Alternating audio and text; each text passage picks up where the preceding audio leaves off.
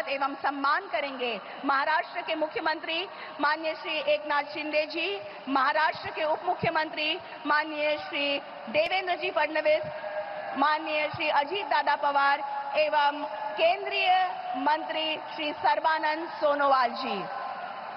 हिंदवी स्वराज के संस्थापक, महापराक्रमी, लोक कल्याणकारी छत्रपति शिवाजी महाराज की, छत्रपति शिवाजी महाराज की, छत्रपति शिवाजी महाराज की।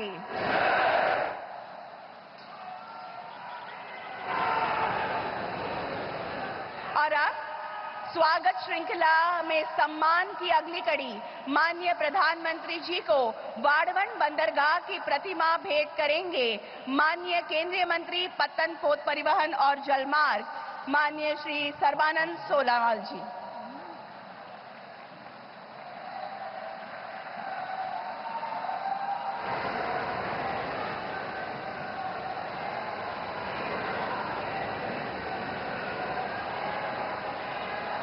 धन्यवाद। और अब महाराष्ट्र के उप मुख्यमंत्री माननीय श्री अजीत पवार जी से मैं संबोधन हेतु अनुरोध करती हूं।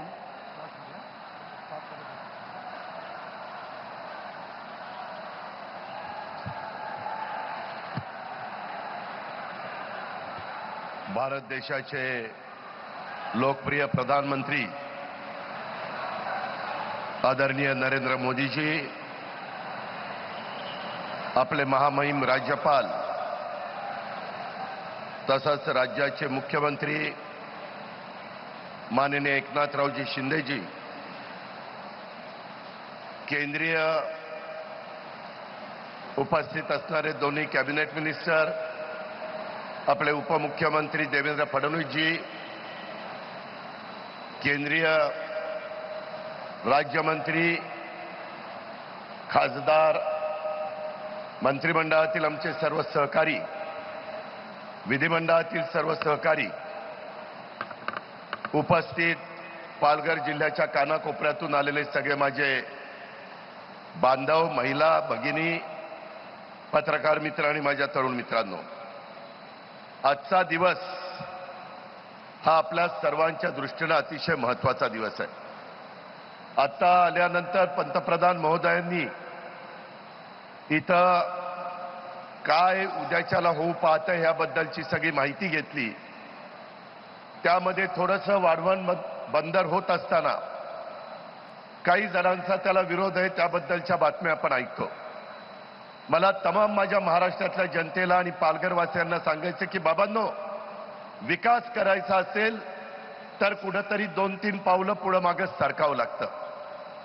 पंतप्रधान आणि मुख्यमंत्र्यांच्या साक्षीने मी सांगतो की इथल्या एकाही बांधवाला आम्ही वाऱ्यावर सोडणार नाही किंवा त्यांचं पुढचं आयुष्य उद्ध्वस्त करणार नाही। त्यांना अतिशय योग्य पद्धतीनं पुढच्या पिढ्यानपिढ्या मदत होईल अशा प्रकारची भूमिका हे राज्य सरकार देखील या बाबतीमध्ये घेईल। आज इथं आल्यानंतर आपल्याला सगळ्यांना माहिती आहे की तिसऱ्यांदा पंतप्रधान पदाची जबाबदारी मोदी साहेबांनी स्वीकारल्यानंतर पहिल्याच मीटिंगमध्ये भारताच्या केंद्राच्या कॅबिनेटमध्ये पहिल्याच मीटिंगमध्ये 76,200 कोटी रुपयाचं हे पालघरचं आपलं वाढवण बंदर त्यांनी त्या ठिकाणी मंजूर केलं। काल परवाच्या कॅबिनेटमध्ये दिघीला पण अशाच प्रकारे पंतप्रधानांनी मदत केलेली आहे। अतिशय बारकाईनं पंतप्रधानांचं संपूर्ण देशावर लक्ष आहे। मोदी साहेबांचं नेतृत्व पूर्ण देशामध्ये भौतिक, आर्थिक आणि सामाजिक विकास कसा होईल याच करता प्रयत्न ते करतायत। आणि मी आपल्याला सगळ्यांना सांगतो की आपला 720 किलोमीटर लांबीचा समुद्र किनारा आणि त्याच्यामध्ये तुम्हाला आश्चर्य वाटेल 35 वर्ष हे वाढवण बंदर व्हावं अशा प्रकारचा प्रयत्न चाललेला होता, परंतु ते स्वतः नरेंद्र मोदी साहेबांच्या हस्ते भूमिपूजन व्हावं हे कदाचित कुठेतरी इतिहासात लिहिलेलं असेल आणि तो दिवस आज आपल्याला मिळाला आहे। त्याच्यातून 10 ते 12 लाख लोकांना रोजगार मिळणार आहे। त्याच्यातून खूप मोठ्या प्रमाणावर माझ्या पालघर जिल्हा आदिवासी जिल्हा त्याच्या अर्थव्यवस्थेला एक वेगळ्या प्रकारची चालना मिळणार आहे। जगातल्या 10 बंदरापैकी हे एक महत्त्वाचं बंदर उद्याच्या काळामध्ये होणार आहे। विचार करा, जगातल्या 10 बंदरापैकी हे एक बंदर असणार आहे आणि त्याच्यातून अतिशय चांगल्या पद्धतीचा फायदा संपूर्ण भारताला होणार आहे, महाराष्ट्राला होणार आहे, आपल्या पालघरला होणार आहे, हे आपण कोणी विसरता कामा नये. मित्रांनो, जाता जाता एकच सांगतो, आता ज्यावेळेस मुख्यमंत्री पंतप्रधान महोदय माहिती घेत होते, इथं मत्स्य पालन हे देखील करतायत. आता काही शेतकऱ्यांशी ते बोलत होते, त्याच्यात महिला होत्या, त्याच्यात पुरुष होते. लातूर, कोल्हापूर, नांदेड, पालघर आणि माझं वसई कोळीवाडा इथली त्याच्यातली मुलं आणि महिला हे त्याच्यात काम करतायत. आता कोल्हापूरच्या आदित्य खैरमोडेंनी सांगितलं, बुदरगडचा मुलगा BSc फिजिक्स झालेला, 14 गुंठे जागा, वर्षाला 18 लाख रुपये तो कमवतो, खर्च वजा जाता 8 लाख रुपये त्या मुलाचा फायदा होतो. अशा पद्धतीनं एक नवीन मत्स्य व्यवसायाच्या निमित्तानं कार्यक्रम केंद्र सरकारने आणि राज्य सरकारने आपल्याकरता आणलेला आहे. समुद्रापासून 10 किलोमीटर आतमध्ये हे बंदर होणार आहे आणि त्याचा खूप मोठा फायदा आपल्याला होणार आहे. कृपया कुणी याच्यामध्ये गैरसमज करून घेऊ नका, अशा प्रकारची आग्रहाची, नम्रतेची, कळकळीची विनंती करतो. आज प्रधानमंत्री जी, आपके मार्गदर्शन में हम राज्य के नागरिकों को अत्याधुनिक विश्व स्तरीय बुनियादी ढांचा प्रदान करने के प्रयासों का अंजाम दे रहे हैं. हम इस बात का पूरा ध्यान रख रहे हैं कि जो इंफ्रास्ट्रक्चर बनाया जाएगा वह गुणवत्तापूर्ण और सुंदर होगा. प्रधानमंत्री जी, वर्ष 2047 में देश अपने स्वतंत्रता की शताब्दी मनाएगा. उस समय विकसित भारत के निर्माण में महाराष्ट्र की बड़ी हिस्सेदारी होगी. ऐसा विश्वास मैं आपको देता हूं और अपने शब्दों को विराम देता हूं. आप सभी को धन्यवाद. आदरणीय प्रधानमंत्री जी की तहे दिल से स्वागत और बहुत बहुत धन्यवाद. जय हिंद, जय महाराष्ट्र. धन्यवाद. और अब महाराष्ट्र के उप मुख्यमंत्री माननीय श्री देवेंद्र फडणवीस जी से मैं संबोधन हेतु प्रार्थना करती हूं.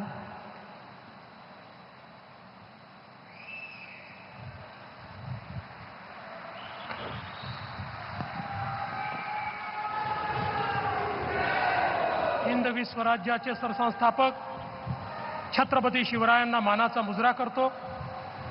भारतीय राज्यघटनेचे शिल्पकार भारतरत्न डॉक्टर बाबासाहेब आंबेडकर यांना मानवंदना अर्पित करतो आणि आपल्या महाराष्ट्राच्या वतीनं आणि पालघरच्या वतीनं अखिल विश्वातील सर्वाधिक लोकप्रिय नेते आणि आपले प्रधानमंत्री माननीय नरेंद्र मोदीजी यांचं हार्दिक हार्दिक स्वागत करतो. मंचावर उपस्थित माननीय राज्यपालजी, लोकप्रिय मुख्यमंत्री एकनाथराव शिंदेजी, उपमुख्यमंत्री अजित पवारजी, मंचावर उपस्थित सर्व केंद्रीय मंत्रीगण, केंद्रीय राज्यमंत्रीगण, राज्यातले मंत्री, सन्माननीय खासदार, सन्माननीय आमदार, आपले अध्यक्ष आणि उपस्थित सर्व माझ्या माता भगिनी आणि बंधूंनो, आजचा दिवस हा इतिहासामध्ये सुवर्ण अक्षरांनी लिहिण्यासारखा दिवस आहे. आपल्याला सगळ्यांना कल्पना आहे, मुंबई आणि हा सगळा भाग देशाची आर्थिक राजधानी झाला, कारण मुंबईमध्ये मुंबई पोर्ट आणि JNPT पोर्टमुळे आपण नंबर 1 ठरलो. आता त्याच्यापेक्षा तिप्पट मोठं वाढवण बंदर या ठिकाणी तयार होत आहे. गेले 30 वर्ष 40 वर्ष आपण नंबर 1 JNPT आणि मुंबई पोर्टमुळे राहिलो. पुढचे 50 वर्ष महाराष्ट्र पहिल्या क्रमांकावर राहील या वाढवण बंदरामुळे. आणि केवळ ये संभव हो पाया आदरणीय प्रधानमंत्री जी आपके कारण, क्योंकि 80 के दशक में वाढवण में पोर्ट हो इसकी संकल्पना की गई.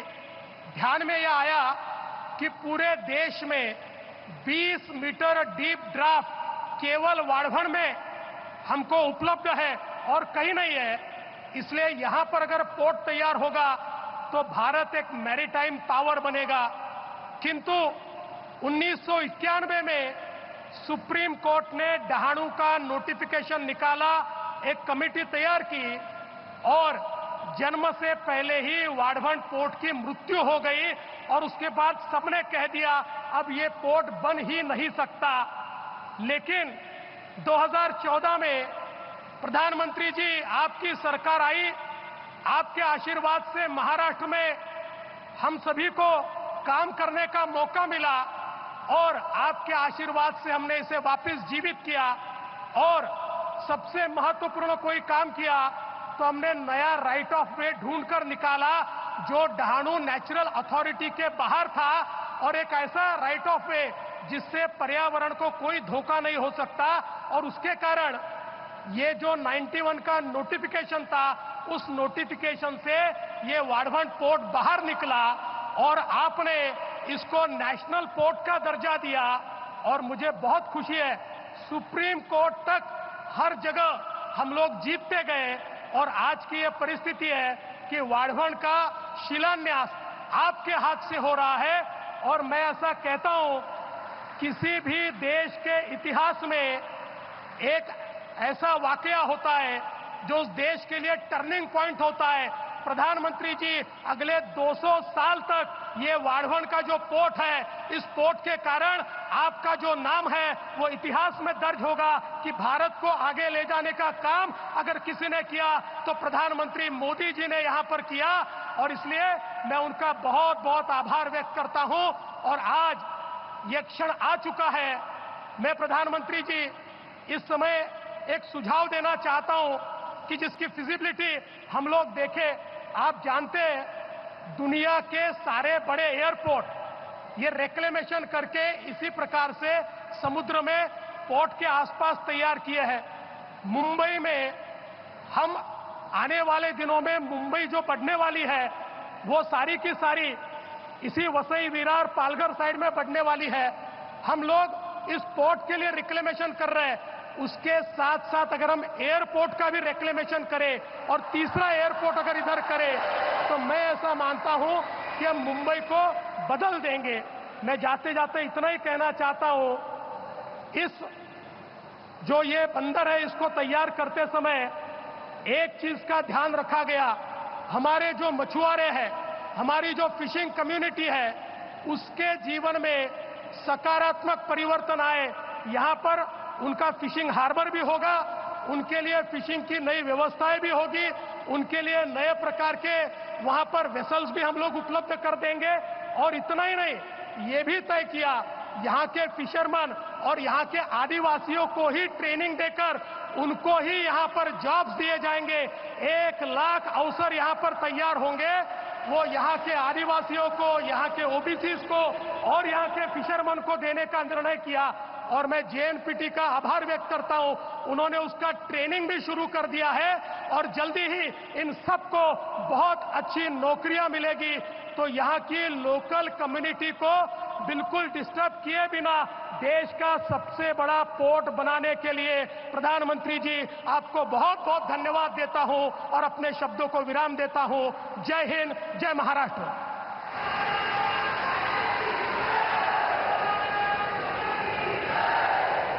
बहुत बहुत धन्यवाद। और अब केंद्रीय मंत्री पत्तन, पोत परिवहन और जलमार्ग माननीय श्री सर्बानंद सोनोवाल जी से मैं विनती करती हूं कि वे सभा को संबोधित करें।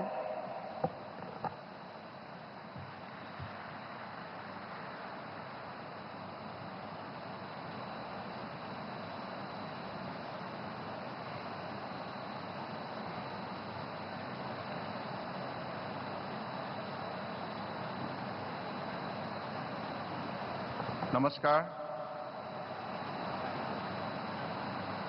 आज की इस सभा में हमारे बीच उपस्थित हमारे देश की आदर्शवादी नेता, दुनिया की सबसे लोकप्रिय नेता परम आदरणीय प्रधानमंत्री नरेंद्र मोदी जी, महाराष्ट्र सरकार की गवर्नर सीपी राधाकृष्णन जी, महाराष्ट्र प्रदेश सरकार की लोकप्रिय मुख्यमंत्री एकनाथ शिंदे जी,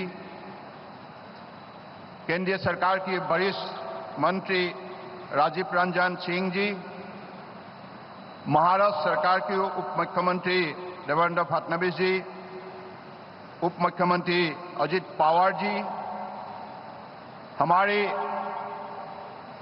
भारत सरकार की मेरे साथी मंत्री प्रोफेसर एसपी बाघेल जी, शांतनु ठाकुर जी, जॉर्ज कुरियान जी और हमारे महाराष्ट्र की मंत्री सुधीर मुनगंटीवार जी, रविंद्र चौहान जी, संजय बानसोड़े जी और हमारे यहाँ की लोकल एमपी हेमंत बिष्णु सावड़ा जी, एमएलसी चंद्रशेखर बावनकुळे जी, पलघर और महाराष्ट्र की मेरी प्यारी भाइयों और बहनों, पत्रकार बंधु, अपल्या सर्वांना माझा नमस्कार, राम राम। आज हमारे लिए एक ऐतिहासिक दिन है, क्योंकि आज स्वतंत्र भारत की सबसे बड़े पोर्ट वर्धमान में निर्माण होने जा रहा है और आज इस महत्वपूर्ण कार्य को सफल बनाने के लिए हमारे बीच उपस्थित है दुनिया के सबसे लोकप्रिय नेता प्रधानमंत्री नरेंद्र मोदी जी।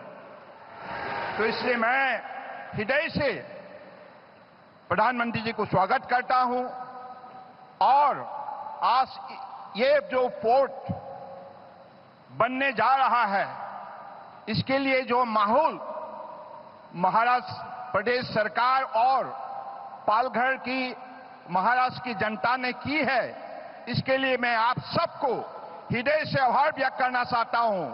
आप लोगों का सहयोग के वजह से ये संभव हुए है और आज परम आदरणीय प्रधानमंत्री जी ने जो काम उन्होंने पिछले 10 साल के अंदर करके भारत को दुनिया की 5वें बड़े अर्थव्यवस्था के हिसाब से खड़ा की है और अगले 5 साल के अंदर दुनिया की तीसरी बड़े अर्थव्यवस्था के रूप में खड़ा करने के लिए जो प्रतिबद्ध हुए हैं और इस काम को बढ़ावा देने के लिए, संभव करने के लिए, सफल करने के लिए सबका साथ सबका विकास नीति द्वारा भारत को एकत्रित की है। और आज मैं ये बात बड़े गर्व से कहना चाहता हूं, ये पोर्ट हमारे महाराष्ट्र के लिए, महाराष्ट्र की जनता के लिए प्रधानमंत्री जी की तरफ से एक बहुत बड़ा उपहार है, क्योंकि ये पोर्ट बनने का बाद जो रोजगार हमारे स्थानीय युवा पीढ़ी को मिलेगा, महिला को मिलेगा और मसो संप्रदाय के लोगों के लिए जो भी कार्यक्रम रचना की गई है, मैं ये निश्चित रूप से मानता हूं ये हमारे अगले 25 साल के अंदर आत्मनिर्भर भारत निर्माण करने का जो विकास यात्रा मोदी जी के नेतृत्व में सफलपूर्वक तेज से आगे चलने लगा है, इस विकास यात्रा को सफल बनाने के लिए भारत की अन्य प्रदेश का साथ महाराष्ट्र प्रदेश भी एक प्रमुख भूमिका निभाएंगे। तो इसलिए ये हमारे लिए सुनहरा मौका है, पालघर जनता के लिए भी मौका है, क्योंकि ये मामूली पोर्ट नहीं है। दुनिया की 10 बड़े कंटेनर हैंडलिंग पोर्ट के अंदर 20 में एक भी होंगे। तो मुझे लगता है कि आज हमारे देश के लिए, देश के जनता के लिए, हमारे नई पीढ़ियों के लिए इस पोर्ट के जरिए जो मौका हमें मिलेगा, क्योंकि पालघर की इस जिले में जो अलग अलग सेंटर स्किल डेवलपमेंट का हो, हमारे मेडिकल फैसिलिटी हो, एकेडमिक इंस्टीट्यूशन हो, मार्केट हो, डायरेक्टली और इनडायरेक्टली इस प्रोजेक्ट के जरिए 12 लाख लोगों को रोजगार मिलेगा और दुनिया का एक बड़े आकर्षित स्थान के रूप में पालघर अपना पहचान बना पाएंगे। तो मुझे लगता है कि आज परम आदरणीय प्रधानमंत्री जी ने देश को मजबूत बनाने के लिए, सभी वर्गों की भलाई के लिए पिछली 10 साल के अंदर जो भी परियोजना सफलपूर्वक उन्होंने लागू की है, जनता को साथ लेकर, मुझे लगता है कि निश्चित रूप से ये भारत हमारी मातृभूमि और ये भारत अगले दिनों में दुनिया की सर्वश्रेष्ठ विकसित राष्ट्र बनेगा, ये निश्चित हुआ है। तो इसी शब्दों का साथ मैं फिर से आज हमारे माननीय प्रधानमंत्री जी को मैं अपने मंत्रालय की तरफ से विशेष रूप से धन्यवाद देता हूं, क्योंकि आपने पोर्ट शिपिंग वाटरवेज मंत्रालय को पिछले 10 साल में नई नई कार्यक्रम के जरिए जो आपने साहस दिया, जो मार्गदर्शन दिया, इसके वजह से आज दुनिया में हिंदुस्तान का नाम, भारत का नाम एक मैरीटाइम नेशन के हिसाब से प्रमुख स्थान ले चुका है। अलग अलग पैरामीटर में आज जो इतिहास रचना की है, मुझे लगता है कि अगले दिनों में निश्चित रूप से आप ही के नेतृत्व में ये सेक्टर हमारे देश को मजबूत बनाने के सिलसिले में एक प्रमुख सेक्टर बनेगा और इसी सेक्टर को द्वारा हमारे नई पीढ़ियों को दुनिया में एक शक्तिशाली देश बनाने के लिए एक सुनहरा मौका दी जाएंगे।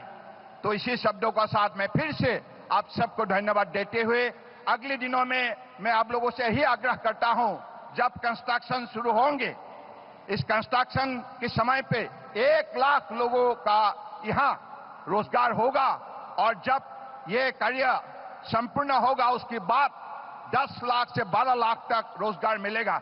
तो इस कार्यक्रम को हमें सही समय पर हमें निष्ठापूर्वक पूरा करने के लिए हम चाहते हैं कि महाराष्ट्र प्रदेश सरकार और महाराष्ट्र की जनता और विशेष रूप से पालघर की स्थानीय जनता विशेष कदम उठाए, सब सहयोग करे दिल से निष्ठापूर्वक। इसी शब्दों का साथ मैं अपनी वाणी को विराम देता हूं। धन्यवाद। भारत माता की जय। महाराष्ट्र।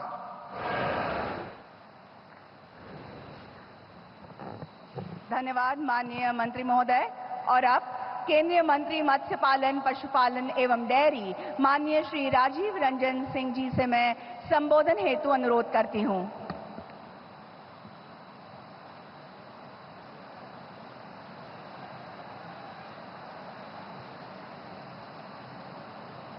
पूरे देश में, पूरे विश्व में देश का सम्मान और गौरव बढ़ाने वाले भारत के आदरणीय प्रधानमंत्री नरेंद्र मोदी जी, मंच पर उपस्थित महाराष्ट्र के महामहिम राज्यपाल महोदय, माननीय मुख्यमंत्री श्री एकनाथ शिंदे जी, माननीय मंत्री श्री सोनेलाल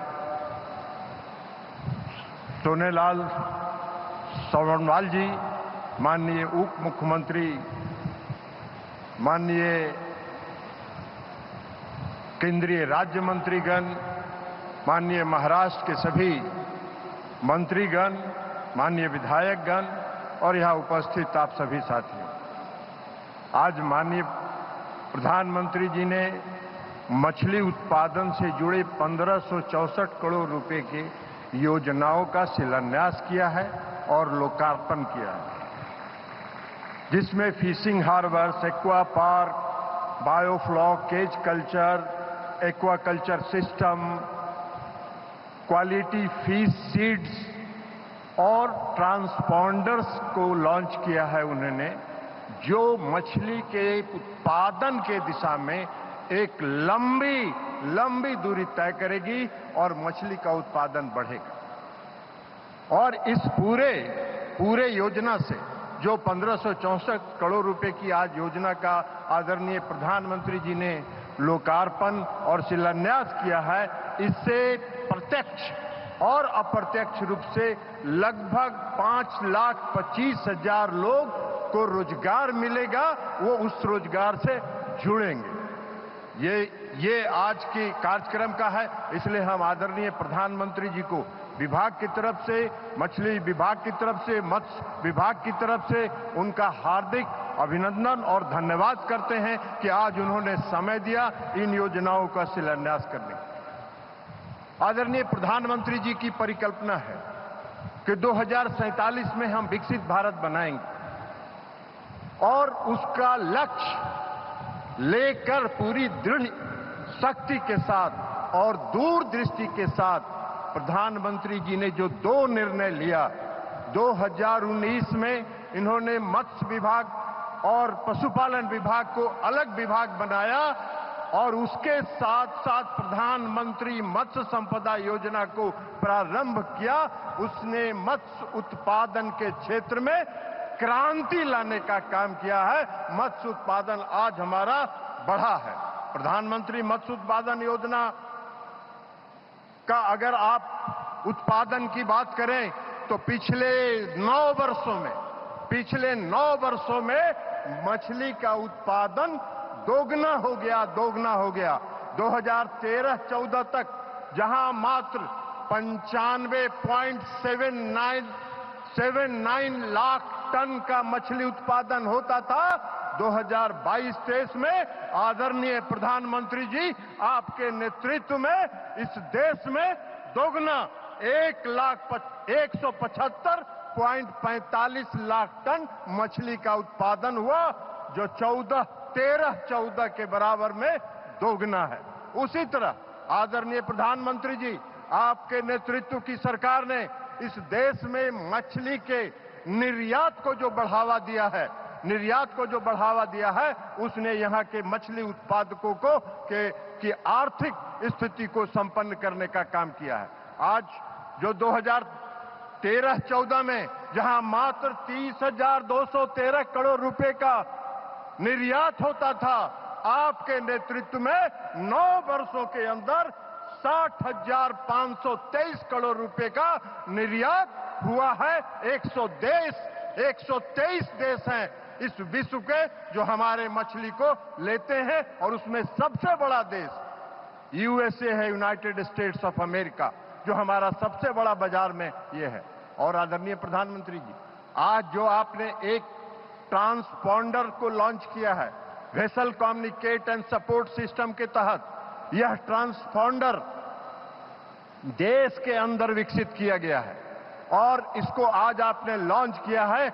1 लाख ट्रांसपॉन्डर जितने मैकेनाइज्ड और मोटराइज्ड वेसल्स हैं सभी में लगाया जाएगा, और हर मछुआरे को जो वेसल्स में मछुआरे होंगे उनको मुफ्त में ये ट्रांसपॉन्डर दिया जाएगा, जो किसी भी एंड्रॉयड फोन के साथ जुड़ सकता है।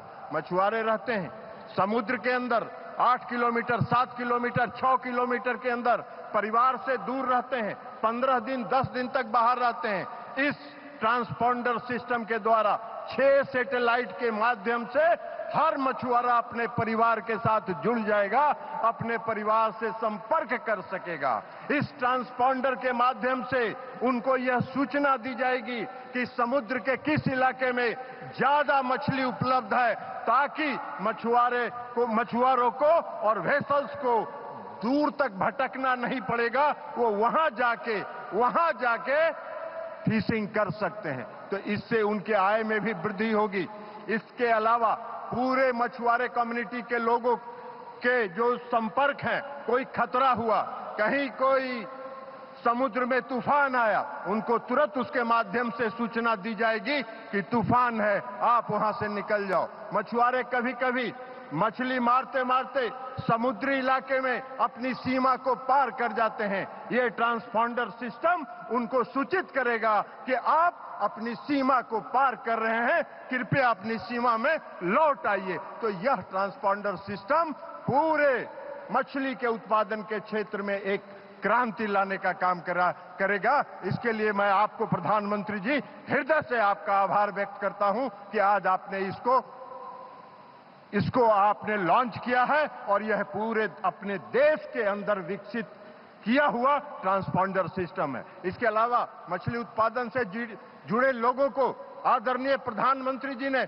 सामाजिक और आर्थिक सुरक्षा भी प्रदान की है। सामाजिक सुरक्षा उनको प्रदान किया, उनको बीमा के कवर से इन्होंने जोड़ने का काम किया। कोई भी मछुआरा अगर किसी दुर्घटना में मारा जाता है, उसको 5 लाख रुपए की बीमा की योजना है। कोई घायल होता है, उसको 2.5 लाख रुपए की बीमा की राशि मिलती है।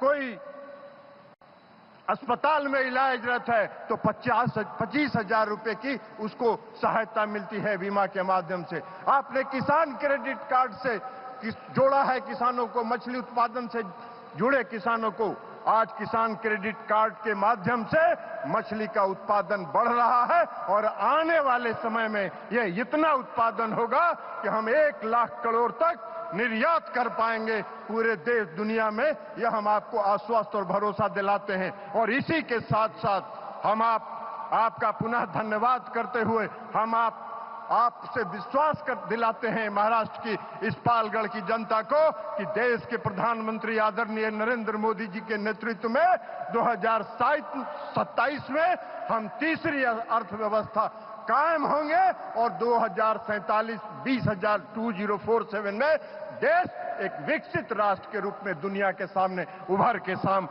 आएगा। यही आशा और विश्वास के साथ बहुत बहुत धन्यवाद।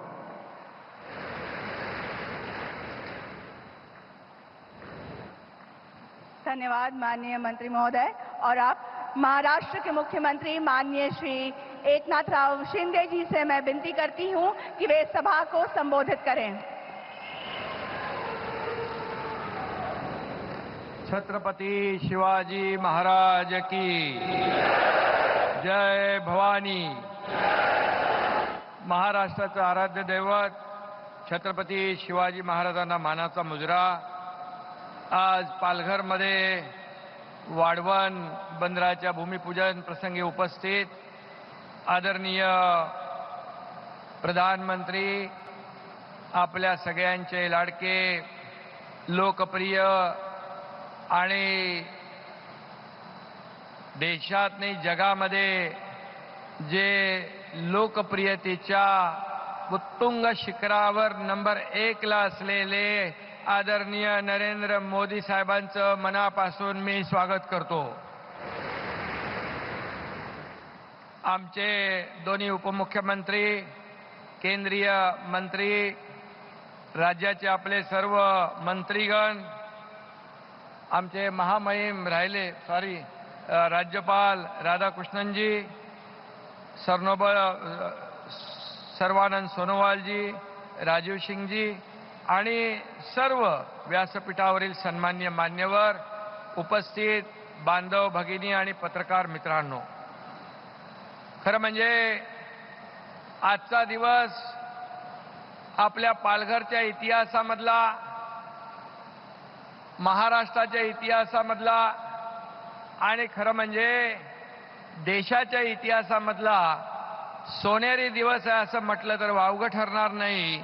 कारण हा जो प्रकल्प आहे, हा वाढवण बंदराचा प्रकल्प, हा गेम चेंजर प्रकल्प आहे आणि याचा फायदा संपूर्ण देशाला, महाराष्ट्राला तर होईलच, परंतु याचा फायदा आपल्या देशाला होईल आणि खास करून पालघरच्या जनतेला सगळ्यात जास्त होईल।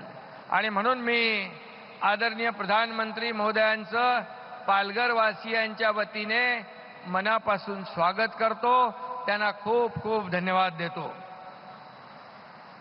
इस बंदरगाह का भूमि पूजन आज माननीय मोदी जी के हाथों से हो रहा है। सही मायने में मैंने कहा है कि ये सुनहरा दिन है।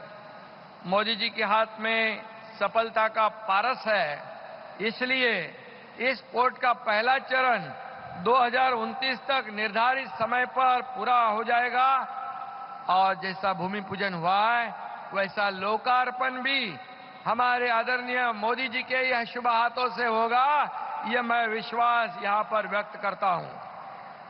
खरं म्हणजे वाढवण बंदर गेले 30-40 वर्षापासून आपण पाहतोय, आज बनेल उद्या बनेल, परंतु त्याला योगायोग लागतो। मोदीजींच्या हस्ते त्याचं भूमिपूजन व्हायला पाहिजे होतं असं योग असेल आणि म्हणून त्यांची दूरदृष्टी नेतृत्वामुळेच आज या बंदराच्या कामाचा शुभारंभ होतोय। सर्व परवानग्या आणि या बंदरासाठी 76,000 कोटी रुपयाची तरतूद केंद्र सरकारने केली आहे। वाढवण हे आपल्या देशातलं सर्वात मोठं बंदर असणार आहे। या पोर्टमुळे जगातील टॉप 10 कंटेनर पोर्ट देशाच्या यादीमध्ये भारताचा समावेश होणार आहे। ही आपल्यासाठी फार भाग्याची बाब आहे। डहाणू पालघर जगाच्या नकाशावर महत्त्वाचं स्थान मिळवणार आहे। महाराष्ट्रासाठी हा भाग्याचा क्षण आहे। आणि म्हणून मी मगाशी म्हटलो की संपूर्ण भारत वर्षासाठी ही अभिमानाची गोष्ट आहे. वाढवण बंदर हे महाराष्ट्राच्या प्रगतीचं नवं शिखर ठरणार आहे. या बंदरामुळे आयात आणि निर्यातीला मोठी चालना मिळेल. राज्याच्या आणि देशाच्या अर्थकारणाला चालना मिळेल. देशातील कंटेनर हँडलिंगची क्षमता या बंदरामुळे पूर्ण होईल. पायाभूत सुविधा आणि व्यवसाय करण्यास अनुकूल वातावरण मिळेल. भारत जागतिक व्यापारातही अधिक समर्थपणे उतरू शकेल. 12 लाखापेक्षा जास्त रोजगार मिळतील. स्थानिकांना, भूमिपुत्रांना इथे रोजीरोटी मिळेल, व्यवसाय मिळेल. आदिवासी बांधव असतील, इतर बांधव असतील, त्यांना नोकऱ्या, धंदे सगळं इथे मिळेल. आणि स्थानिक तरुणांना यासाठी स्पेशल ट्रेनिंग देणारे 30 कार्यक्रम देखील सरकारने निश्चित केलेले आहेत. आणि म्हणून वाढवण बंदर विकासात मच्छीमार बांधव आणि स्थानिकांचं हित आपण पाहणार आहोत. कुणालाही वाऱ्यावर सोडलं जाणार नाही. मोदीजींनी नेहमी जे प्रकल्प केले त्या स्थानिकांना न्याय देऊनच पुढे नेले. आणि म्हणून पर्यावरणाचाही ऱ्हास होणार नाही याची काळजी आपण घेतोय. छत्रपती शिवाजी महाराजांनी 350 वर्षापूर्वी सागरी मार्गाचं महत्त्व ओळखलं आणि सुसज्ज आणि सशक्त आरमार उभारलं. त्यामुळेच खऱ्या अर्थाने शिवाजी महाराजांचा आदर्श ठेवून आपण कारभार करतोय. त्यामुळे विकास आणि कल्याणकारी राज्य निर्माण करण्याचा प्रयत्न आम्ही करतोय. आणि म्हणून आपल्या सरकारने सागरी मार्गाचा विकास केलाय. अटल सेतू, कोस्टल रोड त्यातूनच उभे राहिलेत. आणि आता नरिमन पॉइंट पासून कोस्टल रोड आता विरार ते पालघर पर्यंत आणण्याचा विचार आपल्या सरकारचा आहे. पालघरला नवीन एअरपोर्ट पाहिजे म्हणून आता देवेंद्रजी म्हणालेत. आदरणीय प्रधानमंत्री नक्की आपल्या विनंतीचा मान ठेवतील. वाढवण हे Indian middle east Europe economic corridor व international north south transportation corridor लगत असल्याने आयात निर्यातीसाठी अत्यंत सोयीचं ठिकाण ठरेल.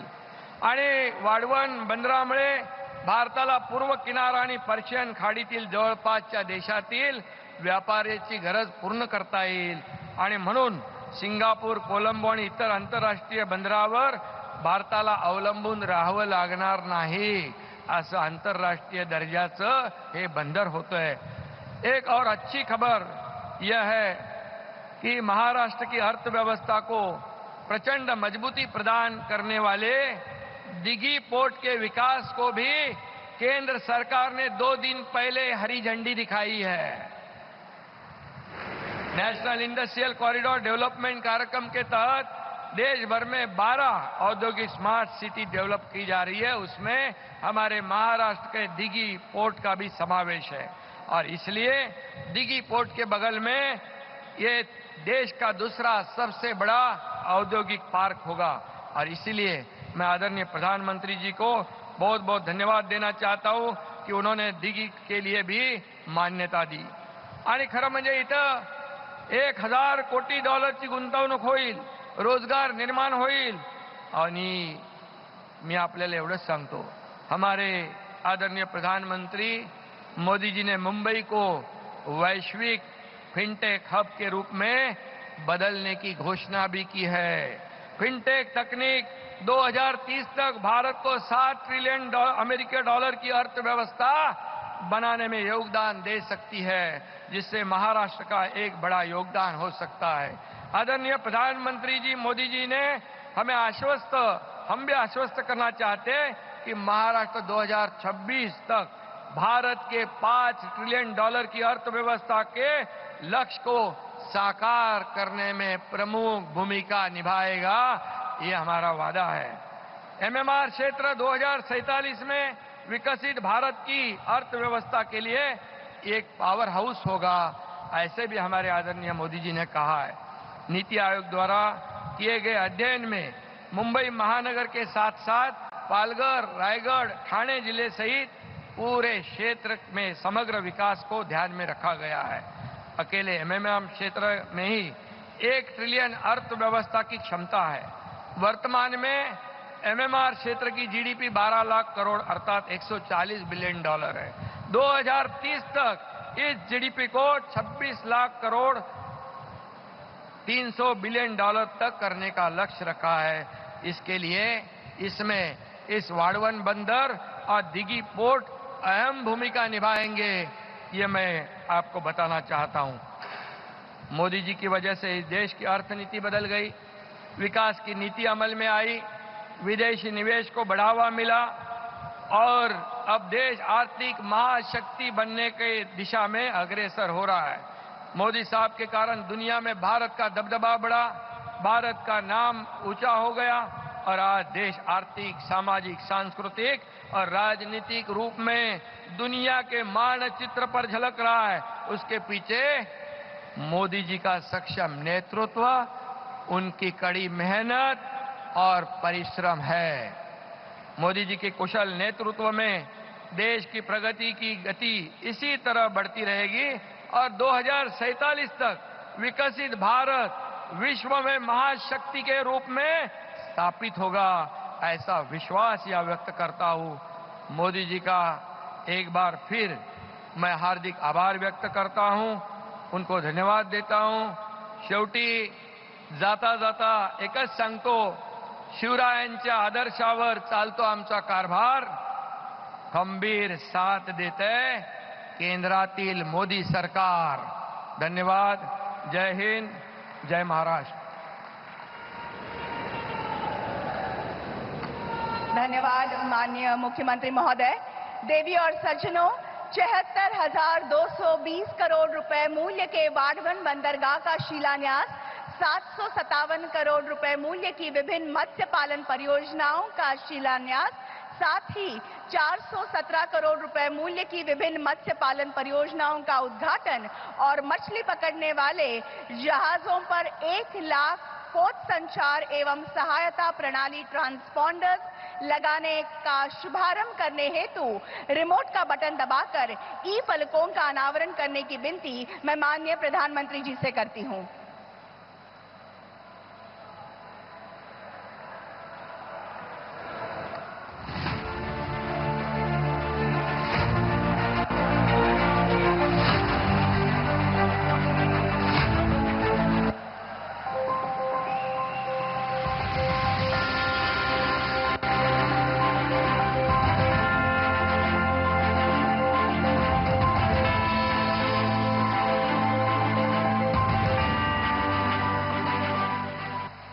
धन्यवाद। कृपया आप विराजमान हो जाएं। देवी और सज्जनों, वाड़वन बंदरगाह पर आधारित एक फिल्म हमने बनाई है, जिसे देखने के लिए न ही यहाँ पर उपस्थित स्थानिक बल्कि पूरे विश्व के लोग उत्सुक हैं। मैं आपका ध्यान स्क्रीन की तरफ आकर्षित करना चाहती हूँ। प्रेरणा और प्रगति जब एक साथ जुड़ते हैं तो एक नए युग की नींव पड़ती है। Under the powerful leadership of Prime Minister Narendra Modi, the bold vision of Viksit Bharat 2047 is taking shape. Through transformative initiatives, we are building a future to a stronger, more prosperous India. In just a decade, India's maritime sector has ranked as the 16th largest maritime nation. The port capacity and coastal cargo has almost doubled. The number of seafarers has increased 1.5 times. And cargo through national waterways has increased by more than 1800%. But this is only the beginning. With the Honorable Prime Minister's empowering Amrit Kal Vision 2047, we are now charting a course towards even brighter horizons. हम यहाँ के ports की capacity को बढ़ाने पर काम कर रहे हैं, पोर्ट इंफ्रास्ट्रक्चर पर निवेश कर रहे हैं, सागरमाला परियोजना के तहत पोर्ट्स की कनेक्टिविटी बढ़ाई जा रही है। With an investment of 80 lakh crore rupees, the Amrit Kal Vision 2047 will shape world-class ports with over 300 initiatives. India has now set its sights to expand capacity, lead globally and build a sustainable world-class maritime sector. Now to truly expand India's canvas in line with Prime Minister Modi's visionary leadership and the bold directives of the Ministry of Ports, Shipping and Waterways, India's next monumental leap in maritime excellence. Presenting the Vadhavan Mega Port of the 21st century. Strategically located just 150 kilometers from Mumbai, the Vadhavan Mega Port is set to be completed in 2 transformative phases, which will provide state-of-the-art facilities with unmatched capabilities. By the end of its second phase, the Vadhavan Mega Port will handle an astounding 23.2 million TEUs. It will drive employment and empower communities by creating more than 12 lakh direct jobs and over 1 crore indirect jobs. Dedicated freight corridors, DFCs, will ensure faster, more efficient connectivity nationwide. And its location will provide direct connectivity to INSTC and IMEEC. Vadhavan is set to contribute over 1% to Maharashtra's GDP, aligning seamlessly with the state's $1 trillion vision for growth and prosperity. From the beginning, Vadhavan was conceived as a green port. It balances economic growth with environmental stewardship in support of India's blue economy. The port will spur economic and social development of the coastal communities and the entire region of Maharashtra. Guided by the visionary leadership of Honorable Prime Minister Narendra Modi, the Vadhavan Mega Port reflects his relentless drive for a Viksit Bharat. Welcome to the Vadhavan Mega Port, where India's maritime journey is just beginning. और अब विभिन्न मत्स्य पालन परियोजनाएं तथा मछली पकड़ने वाले जहाजों पर पोत संचार एवं सहायता प्रणाली ट्रांसपॉन्डर्स के बारे में फिल्म्स चलेंगी। मैं आपका ध्यान फिर से एक बार स्क्रीन की तरफ आकर्षित करूंगी।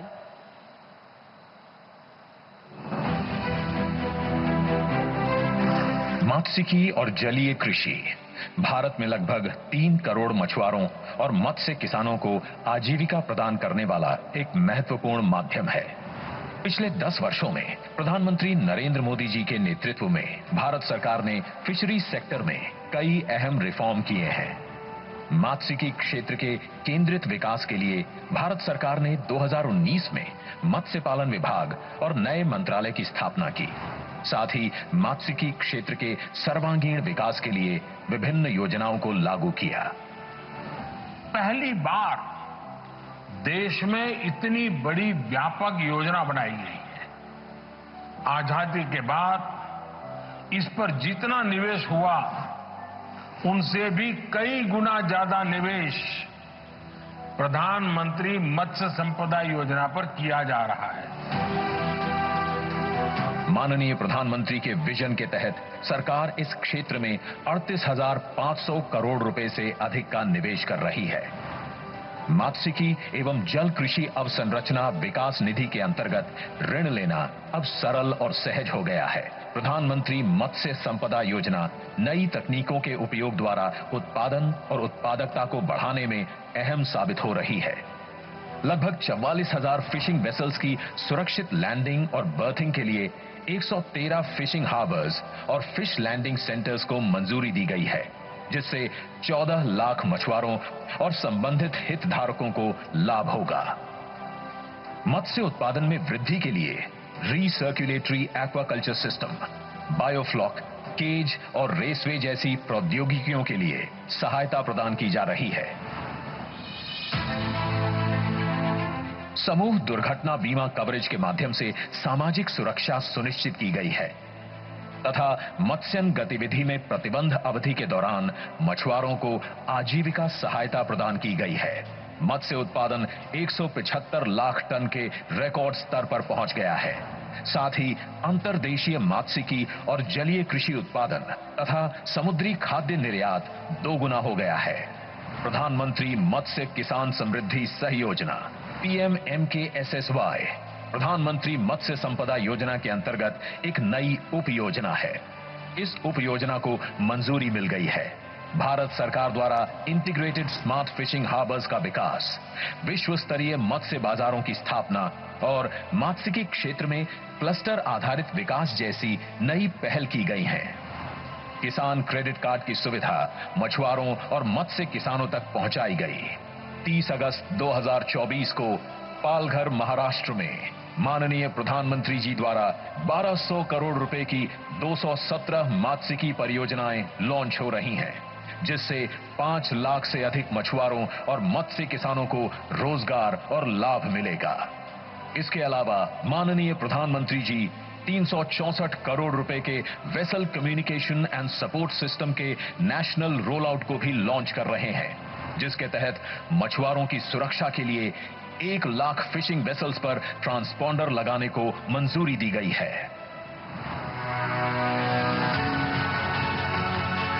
जैसा कि हमारे माननीय प्रधानमंत्री ने कल्पना की है, आत्मनिर्भर भारत के लिए आज भारत का मात्स्यिकी क्षेत्र ग्लोबल लीडर बनने की दिशा में गर्व से आगे बढ़ रहा है।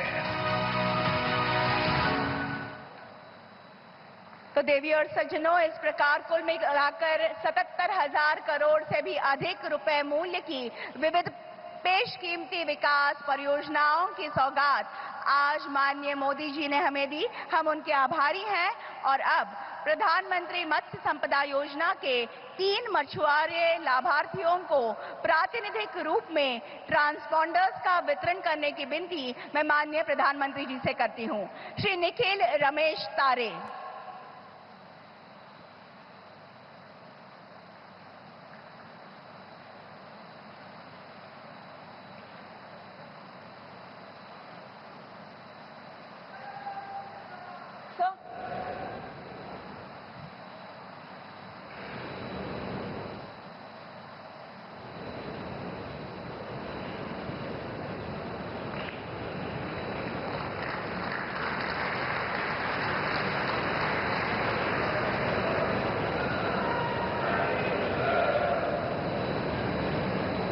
श्री नंद कुमार सीताराम भोयर।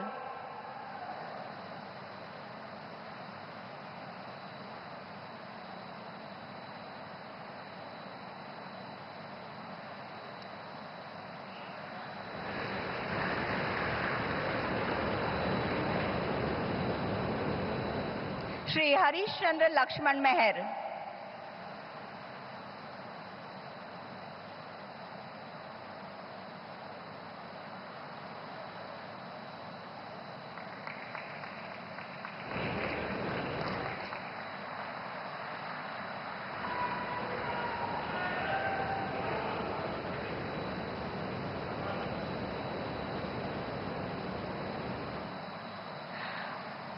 और अब 3 मछुआरे लाभार्थियों को प्रातिनिधिक रूप में किसान क्रेडिट कार्ड वितरित करने की विनती मैं माननीय प्रधानमंत्री जी से करती हूं। श्रीमती सुरेखा रूपचंद वाघमारे।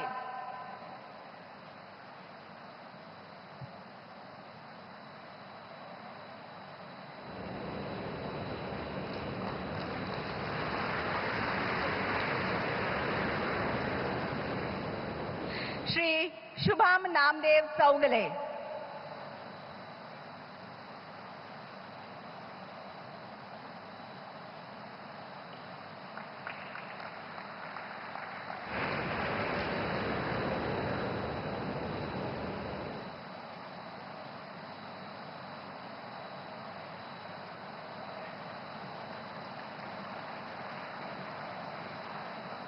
श्री अपरेश तुकाराम खोत।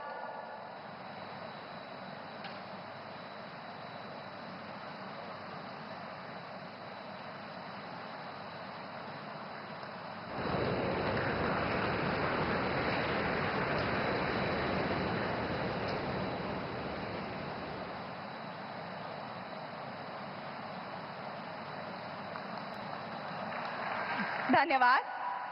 देवी और सज्जनों, राष्ट्र की उन्नति के लिए दिन रात एक करने वाले, देश की छवि अंतर्राष्ट्रीय स्तर पर उजागर करने वाले कर्मयोगी विकास पुरुष आत्मनिर्भर तथा विकसित भारत का सपना साकार करने वाले भारत के प्रधानमंत्री माननीय श्री नरेंद्र मोदी जी से मैं सविनय आग्रह करती हूं कि आज के इस अत्यंत आनंद के तथा महत्वपूर्ण अवसर पर वे अपने ओजस्वी वाणी तथा बहुमोल विचारों से हमें अनुग्रहित करें।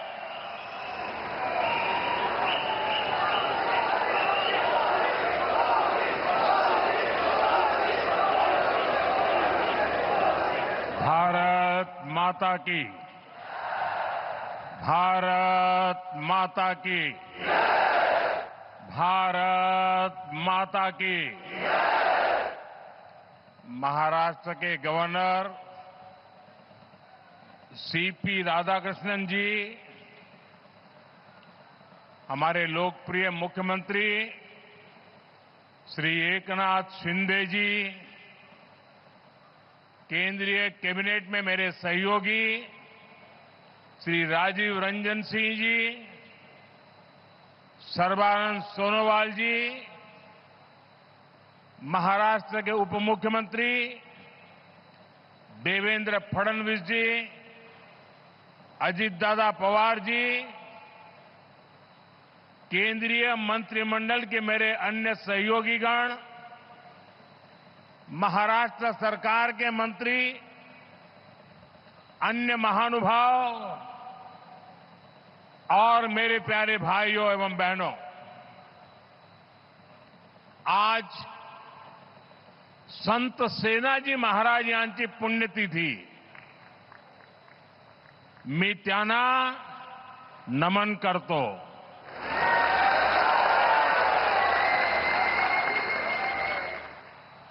माझ्या सर्व लाडक्या बहिणी आणि लाडक्या भावांना तुमच्या या सेवकाचा नमस्कार।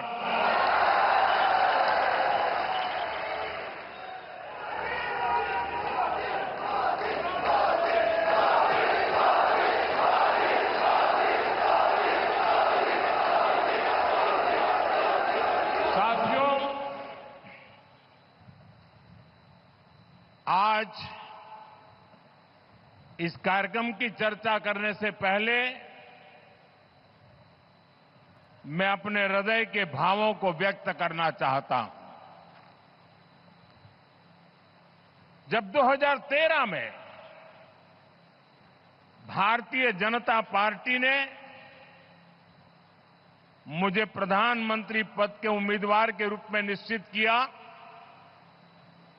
तो मैंने सबसे पहला काम किया था रायगढ़ के किले पर जाकर के छत्रपति शिवाजी महाराज की समाधि के सामने बैठ करके प्रार्थना की थी। एक भक्त अपने आराध्य देव को जिस प्रकार से प्रार्थना करता है, उसे भक्ति भाव से आशीर्वाद लेकर के मैंने राष्ट्र सेवा की एक नई यात्रा का आरंभ किया था। पिछले दिनों सिंधुदुर्ग में जो हुआ, मेरे लिए, मेरे सभी साथियों के लिए छत्रपति शिवाजी महाराज ये सिर्फ नाम नहीं है। हमारे लिए छत्रपति शिवाजी महाराज ये सिर्फ राजा महाराजा राजपुरुष मात्र नहीं है। हमारे लिए छत्रपति शिवाजी महाराज आराध्य देव है।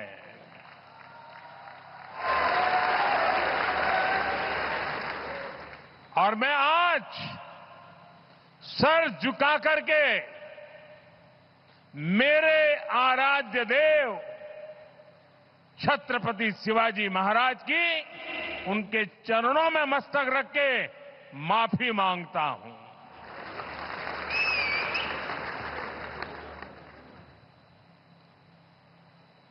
हमारे संस्कार अलग है। हम वो लोग नहीं हैं जो आए दिन भारत मां के महान सपूत इसी धरती के लाल वीर सावरकर को अनाप शनाप गालियां देते रहते हैं, अपमानित करते रहते हैं, देशभक्तों की भावनाओं को कुचलते हैं, उसके बावजूद भी वीर सावरकर को गालियां देने के बावजूद भी माफी मांगने को जो तैयार नहीं है, अदालतों में जाकर के लड़ाई लड़ने को तैयार है, इतने बड़े महान सपूत का अपमान करके जिनको पश्चाताप नहीं होता है, महाराष्ट्र की जनता उनके संस्कार को अब जान ले। और ये हमारे संस्कार है कि इस धरती पर आते ही आज मैंने पहला काम मेरे आराध्य देव छत्रपति शिवाजी महाराज में उनके चरणों में सर झुका करके क्षमा मांगने का कर रहा हूं। और इतना ही नहीं, जो लोग छत्रपति शिवाजी महाराज को अपने आराध्य देव मानते हैं, उनके दिल को जो गहरी चोट पहुंची है, मैं ऐसे आराध्य देव की पूजा करने वालों को भी उनकी भी सर झुका करके क्षमा मांगता हूं। मेरे संस्कार अलग है। हमारे लिए हमारे आराध्य देव से बड़ा कुछ नहीं होता है। साथियों, आज का दिन महाराष्ट्र की विकास यात्रा का एक ऐतिहासिक दिन है। ये भारत की विकास यात्रा के लिए बहुत बड़ा दिन है। विकसित महाराष्ट्र विकसित भारत के संकल्प का सबसे अहम हिस्सा है। इसलिए पिछले 10 वर्ष हो या अभी मेरी सरकार का तीसरा कार्यकाल, महाराष्ट्र की ये लगातार बड़े फैसले लिए गए हैं। महाराष्ट्र के पास विकास के लिए जरूरी सामर्थ्य भी है, संसाधन भी है। यहां समुद्र के तट भी है। इन तटों से अंतर्राष्ट्रीय व्यापार का सदियों पुराना इतिहास भी है और यहां भविष्य की अपार संभावनाएं भी है। इन अवसरों का पूरा लाभ महाराष्ट्र को और देश को मिले, इसके लिए आज वाढवण पोर्ट की नींव रखी गई है। इस पोर्ट पर 76,000 करोड़ रुपए से ज्यादा खर्च किए जाएंगे। ये देश का सबसे बड़ा कंटेनर पोर्ट होगा। ये देश ही नहीं, दुनिया के सबसे गहरे पोर्ट में से एक महत्वपूर्ण पोर्ट होगा। आज देश के सभी कंटेनर पोर्ट से जितने कंटेनर आते जाते हैं, पूरे देश के टोटल की मैं बात कर रहा हूं, आज जितने टोटल आते जाते हैं उससे ज्यादा कंटेनर का काम अकेले वाढवण पोर्ट पर होने वाला है। आप अंदाज लगा सकते हैं ये पोर्ट महाराष्ट्र और देश के व्यापार का, औद्योगिक प्रगति का कितना बड़ा केंद्र बनेगा। इस क्षेत्र की पहचान अब तक प्राचीन किलों यानी फोर्ट से होती थी। अब इस क्षेत्र की पहचान आधुनिक पोर्ट से भी हुआ करेगी। मैं पालघर के लोगों को, महाराष्ट्र के लोगों को, देश के लोगों को बहुत बहुत बधाई देता हूं। साथियों, हमारी सरकार ने 2-3 दिन पहले ही दीघी पोर्ट औद्योगिक क्षेत्र के विकास को भी मंजूरी दे दी है। यानी ये महाराष्ट्र के लोगों के लिए डबल खुशखबरी है। ये औद्योगिक क्षेत्र छत्रपति शिवाजी महाराज की राजधानी रायगढ़ में विकसित होने वाला है। इसलिए ये महाराष्ट्र की पहचान का, छत्रपति शिवाजी महाराज के सपनों का भी प्रतीक बनेगा। दीघी पोर्ट औद्योगिक क्षेत्र से पर्यटन और इको रिसोर्ट को भी बढ़ावा मिलेगा। साथियों, आज यहां मच्छीमार भाई बहनों के लिए भी 700 करोड़ रुपए से ज्यादा की विकास परियोजनाओं का शिलान्यास किया गया है। देश की अलग अलग जगहों पर 400 करोड़ रुपए से ज्यादा की परियोजनाओं का उद्घाटन भी यहीं से हुआ है। इन सब प्रोजेक्ट के लिए भी अपने मछुआरे भाई बहनों को, आप सभी साथियों को बधाई देता हूं। वाढवण पोर्ट हो, दीघी पोर्ट इंडस्ट्रियल एरिया का विकास हो, फिशरीज की योजनाएं हो, इतने बड़े बड़े काम माता महालक्ष्मी देवी, माता जीवदानी और भगवान तुंगारेश्वर के आशीर्वाद से ही हो रहे हैं।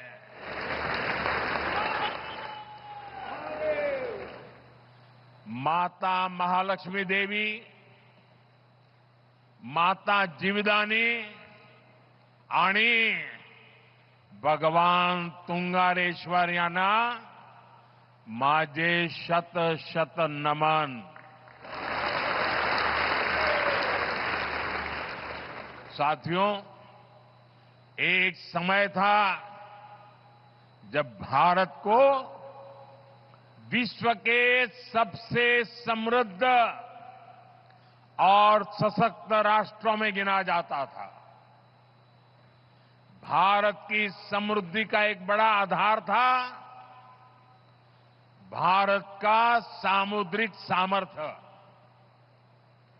हमारी इस ताकत को महाराष्ट्र से बेहतर और कौन जानेगा। छत्रपति शिवाजी महाराज, उन्होंने समुद्री व्यापार को, समुद्री शक्ति को एक नई ऊंचाई दी थी। उन्होंने नई नीतियां बनाई, देश की प्रगति के लिए फैसले लिए। कभी हमारी ताकत इतनी थी कि दरिया सारंग कान्होजी आंग्रे पूरी ईस्ट इंडिया कंपनी पर भारी पड़े थे। लेकिन आजादी के बाद उस विरासत पर ध्यान नहीं दिया गया। औद्योगिक विकास से लेकर व्यापार तक भारत पीछे ही छूटता चला गया। लेकिन साथियों, अब ये भारत नया भारत है। नया भारत इतिहास से सबक लेता है। नया भारत अपने सामर्थ्य को पहचानता है। नया भारत अपने गौरव को पहचानता है। गुलामी की बेड़ियों के हर निशान को पीछे छोड़ते हुए नया भारत समुद्री इंफ्रास्ट्रक्चर में मिल के नए पत्थर लगा रहा है। साथियों, पिछले एक दशक में भारत के समुद्री तटों पर विकास को अभूतपूर्व गति मिली है। हमने बंदरगाहों को आधुनिक बनाया है। हमने जल मार्गों को विकसित किया है। जहाजों को बनाने का काम भारत में हो, भारत के लोगों को रोजगार मिले, सरकार ने इस पर जोर दिया है। इस दिशा में लाखों करोड़ रुपए का निवेश हुआ है। आज इसके परिणाम भी हमें देखने को मिल रहे हैं। ज्यादातर पोर्ट की क्षमता पहले की तुलना में दोगुनी हो गई है। निजी निवेश भी बढ़ा है। जहाजों के आने जाने के समय में भी कमी आई है। इसका लाभ किसे मिल रहा है? हमारे उद्योगों, हमारे व्यापारियों, जिनकी लागत कम हुई है। इसका लाभ हमारे युवाओं को मिल रहा है, जिन्हें नए अवसर मिल रहे हैं। इसका लाभ उन नाविकों को मिल रहा है जिनकी सुविधाएं बढ़ी है। साथियों, आज वाडवण पोर्ट पियर पूरी दुनिया की नजर है। दुनिया में वाडवण पोर्ट की बराबरी करने वाले 20 मीटर जितनी गहराई वाले बहुत कम बंदरगाह है। इस पोर्ट पर हजारों जहाज आएंगे, कंटेनर आएंगे। इस पूरे क्षेत्र की आर्थिक तस्वीर बदल जाएगी। सरकार वाडवण पोर्ट को रेल और हाईवे कनेक्टिविटी से भी जोड़ेगी। कितने ही नए नए व्यापार इस पोर्ट की वजह से यहां शुरू होंगे। यहां वेयर हाउसिंग के काम में बहुत तेजी आएगी और इसकी लोकेशन ये तो सोने पर सुहागा है। Western dedicated freight corridor, Delhi Mumbai expressway, सब कुछ बहुत पास है। पूरे साल यहां से कार्गो आएगा जाएगा और इसका सबसे ज्यादा लाभ आप लोगों को मिलेगा, मेरे महाराष्ट्र के भाई बहनों को मिलेगा, मेरी नई पीढ़ी को मिलेगा। साथियों, महाराष्ट्र का विकास ये मेरी बहुत बड़ी प्राथमिकता है। आज मेक इन इंडिया का लाभ महाराष्ट्र को हो रहा है। आज आत्मनिर्भर भारत अभियान का लाभ महाराष्ट्र को हो रहा है। आज भारत की प्रगति में हमारा महाराष्ट्र बहुत बड़ी भूमिका निभा रहा है। लेकिन ये दुर्भाग्य है कि महाराष्ट्र विरोधी दलों ने आपके विकास पर, आपकी भलाई पर हमेशा ब्रेक लगाने की कोशिश की। मैं आज आपको इसका एक और उदाहरण देता हूं। भाइयों और बहनों, हमारे देश को वर्षों से दुनिया के साथ व्यापार के लिए एक बड़े और आधुनिक पोर्ट की जरूरत थी। महाराष्ट्र का पालघर ही इसके लिए सबसे उपयुक्त जगह है।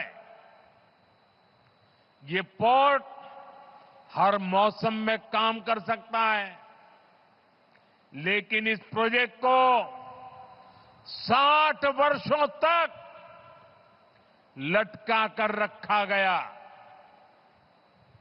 महाराष्ट्र और देश के ये योजना इतने जरूरी काम को कुछ लोग शुरू ही नहीं होने दे रहे थे। 2014 में आप सबने हमें दिल्ली में सेवा करने का मौका दिया। 2016 में जब हमारे साथी देवेंद्र जी की सरकार आई, तब इस पर उन्होंने गंभीरता से काम शुरू करवाया। 2020 में यहां पोर्ट बनाने का फैसला भी कर लिया गया, लेकिन उसके बाद सरकार बदल गई और 2.5 साल तक फिर यहां कोई काम नहीं हुआ।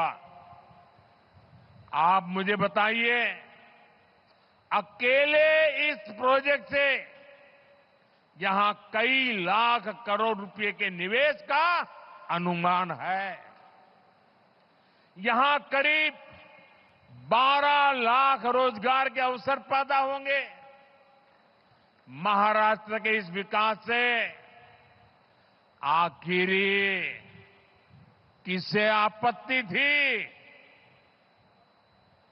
कौन लोग थे जो महाराष्ट्र के विकास को ब्रेक लगा रहे थे? ये कौन लोग थे जिनको महाराष्ट्र के नौजवानों को रोजगार मिले, इससे इतराज था? पहले की उन सरकारों ने क्यों इस काम को आगे नहीं बढ़ने दिया? ये बात महाराष्ट्र की जनता को कभी भी भूलना नहीं चाहिए। सच्चाई ये है कि कुछ लोग महाराष्ट्र को पीछे रखना चाहते हैं, जबकि हमारे एनडीए की सरकार, यहां हमारी महायुति की सरकार महाराष्ट्र को देश में सबसे आगे ले जाना चाहती है। साथियों, जब समुद्र से जुड़े अवसरों की बात होती है, तो इसमें सबसे अहम भागीदार हमारे मछुआरे भाई बहन हैं। मच्छीमार बंधू भगिनींना, आपल्या 5 से 26 मच्छीमाराची गावे, कोळीवाडे आणि 15 लाख मच्छीमारांच्या लोकसंख्येसह महाराष्ट्राचे मत्स्य पालन क्षेत्रातील योगदान खूप मोठे आहे. अभी मैं पीएम मत्स्य संपदा के लाभार्थी साथियों से बात भी कर रहा था. इनके परिश्रम से 10 वर्षों में कैसे इस सेक्टर की तस्वीर बदली है, कैसे देश की योजनाओं से, सरकार के सेवा भाव से करोड़ों मछुआरों का जीवन बदल रहा है. ये आज हमें देखने को मिल रहा है. आपकी मेहनत ने कितना कमाल किया है, ये जानकर आपको भी खुशी होगी. आज भारत दुनिया का दूसरा सबसे बड़ा मछली उत्पादक देश बन गया है. 2014 में देश में 80 लाख टन मछली का ही उत्पादन होता था. आज करीब करीब 170 लाख टन मछली का उत्पादन भारत कर रहा है. यानी सिर्फ 10 साल में मछली का उत्पादन आपने 2 गुना कर दिया है. आज भारत का सी फूड निर्यात भी तेजी से बढ़ रहा है. 10 साल पहले देश से 20,000 करोड़ रुपए से कम का झींगा निर्यात होता था. आज 40,000 करोड़ रुपए से ज्यादा की झींगा निर्यात होता है. यानी झींगा का निर्यात भी आज 2 गुने से ज्यादा हो गया है. हमने जो ब्लू रिवॉल्यूशन स्कीम शुरू की थी, उसकी सफलता चारों तरफ दिख रही है. इस योजना से रोजगार के लाखों नए अवसर तैयार हुए हैं. आमच्या सरकारच्या निरंतर प्रयत्नामुळे कोट्यावधी मच्छीमारांचे उत्पन्न वाढले आहे. त्यांचा जीवन स्तर सुधारला आहे. साथियों, हमारी सरकार मछली उत्पादन में महिलाओं की भागीदारी को बढ़ाने के लिए भी काम कर रही है. प्रधानमंत्री मत्स्य संपदा योजना के तहत हजारों महिलाओं को मदद दी गई है. आप भी जानते हैं कि मछली पकड़ने के लिए जाने वाले लोगों को अपने जीवन का खतरा भी उठाना पड़ता है. घर की महिलाएं, पूरा परिवार चिंता में जीता था. हम आधुनिक टेक्नोलॉजी और सैटेलाइट की मदद से इन खतरों को भी कम कर रहे हैं. आज जो ये वेसल कम्युनिकेशन सिस्टम शुरू हुआ है, वो तो हमारे मच्छी मार भाई बहनों के लिए बहुत बड़ा वरदान होगा. सरकार मछली पकड़ने वाले जहाजों पर 1 लाख ट्रांसपोंडर लगाने जा रही है. इसकी मदद से हमारे मछुआरे साथी अपने परिवारों से, बोट मालिकों से, फिशरीज डिपार्टमेंट से, समुद्र की सुरक्षा करने वालों से हमेशा जुड़े रहेंगे. चक्रवात के समय, समुद्र में किसी अनहोनी के समय हमारे मछुआरे साथी जब चाहे अपना संदेश सैटेलाइट की मदद से किनारे पर संबंधित लोगों को भेज पाएंगे. संकट के समय आपका जीवन बचाना, आप तक सबसे पहले पहुंचना सरकार की बहुत बड़ी प्राथमिकता है। साथियों, मच्छीमार भाई बहनों के जहाज सुरक्षित लौट सके, इसके लिए 110 से ज्यादा मच्छी बंदरगाह और लैंडिंग सेंटर्स भी बनाए जा रहे हैं। कोल्ड चेन हो, प्रोसेसिंग की व्यवस्था हो, नाव के लिए लोन की योजना हो या पीएम मत्स्य संपदा योजना हो, ये सारी योजनाएं मच्छीमार भाई बहनों के हित के लिए ही बनाई गई है। हम तटीय गांवों के विकास पर और ज्यादा ध्यान दे रहे हैं। आपका सामर्थ्य बढ़ाने के लिए मच्छीमार सरकारी संस्थाओं को भी, सहकारी संस्थाओं को भी मजबूत बनाया जा रहा है। साथियों, पिछड़ों के लिए काम करना हो या वंचितों को अवसर देना हो, बीजेपी और एनडीए सरकारों ने पूरे समर्पण भाव और ईमानदारी से काम किया है। आप देखिए, देश में इतने दशकों तक मच्छीमार भाई बहनों और आदिवासियों की क्या स्थिति रही। पुरानी सरकारों की नीतियों में हमेशा इस समाज को हाशिए पर रखा गया।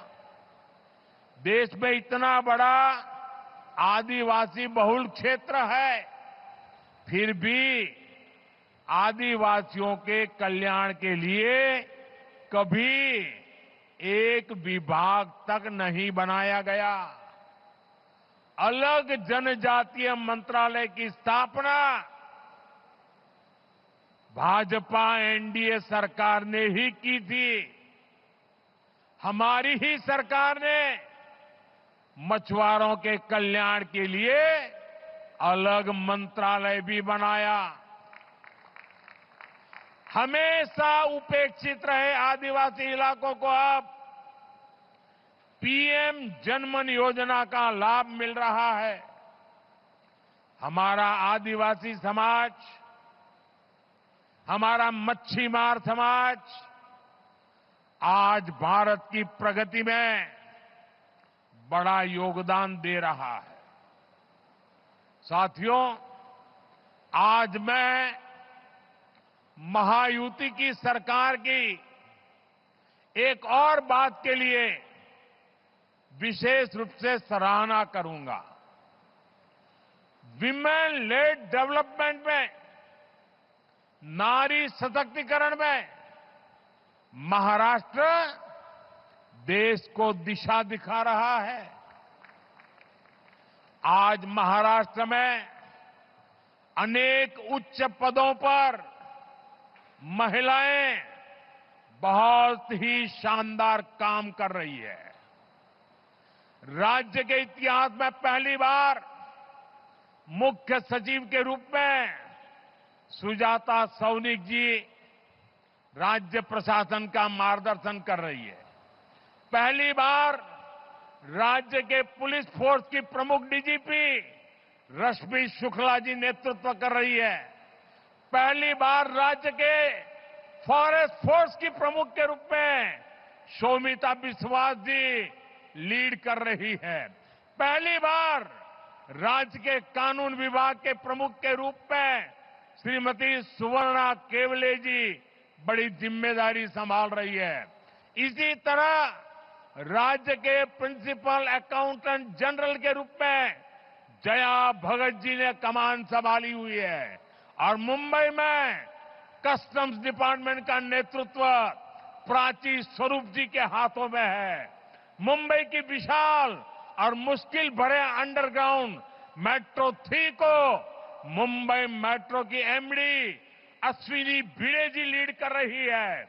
उच्च शिक्षा क्षेत्र में भी महाराष्ट्र में महिलाएं नेतृत्व कर रही है। महाराष्ट्र हेल्थ यूनिवर्सिटी के कुलगुरु के रूप में लेफ्टिनेंट जनरल डॉक्टर माधुरी कानिटकर जी नेतृत्व कर रही है। महाराष्ट्र के स्किल्स यूनिवर्सिटी के पहले कुलगुरु के रूप में डॉक्टर अपूर्वा पालकर जी नई पहल कर रही है। ऐसे कितने ही बड़े और बहुत जिम्मेदार भरे पद हैं जहां महाराष्ट्र में नारी शक्ति अपने श्रेष्ठ प्रदर्शन कर रही है। इनकी सफलता इस बात का प्रमाण है कि 21वीं सदी की नारी शक्ति समाज को नई दिशा देने के लिए तैयार है। यही नारी शक्ति विकसित भारत का बहुत बड़ा आधार है। साथियों, सबका साथ, सबका विकास, सबका विश्वास और सबका प्रयास, ये एनडीए सरकार का मंत्र है। मुझे विश्वास है आप सबके सहयोग से हम महाराष्ट्र को विकास की नई ऊंचाई पर ले जाएंगे। आप महायुति सरकार पर अपना आशीर्वाद बनाए रखिए। एक बार फिर आप सभी को देश के सबसे बड़े पोर्ट के लिए, अनेक अनेक मच्छीमार भाइयों के लिए, योजनाओं के लिए अनेक अनेक शुभकामनाएं देता हूं, बधाई देता हूं। मेरे साथ बोलिए भारत माता की। दोनों हाथ ऊपर करके पूरी ताकत से बोलिए भारत माता की। आज आपके साथ समंदर की हर लहरें भी अपना सूर जोड़ रही है। भारत माता की, भारत माता की, भारत माता की। बहुत बहुत धन्यवाद।